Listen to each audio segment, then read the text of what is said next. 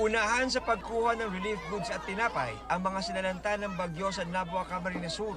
Bata matanda, kanya-kanyang taas ng kamay sa pag-asang sila ang makakakuha ng binababang biyaya mula sa isang pribadong truck na nagdala ng tulong sa mga nasalanta.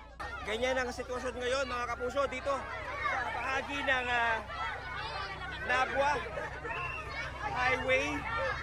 Nag-aagawan yung ating mga kabayan. Habang inaabutan. Sa tuwing may darating na sasakyan na may dalang pagkain, napapatakbo sila. Sa ngayon, sa gilid ng highway sa Baaw at Nabua na sila naglalagi at nagtayo ng barong-barong. Ngayong lubog pa rin sa baha ang kanilang mga bahay. May mga namamalimos din sa mga dumaraang sasakyan.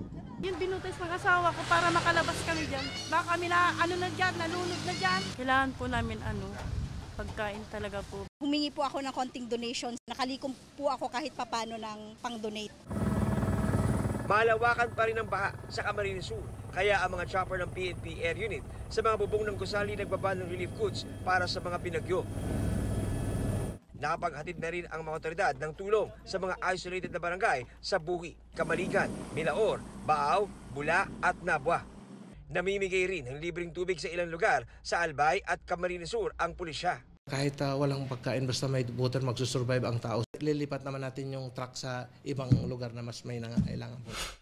Ang relief goods ng GMA Kapuso Foundation, in-airlift sa mga isolated na lugar sa Bula, Camarines Sur at Libon, Albay sa tulong ng chopper ng Air Force at Malacanang.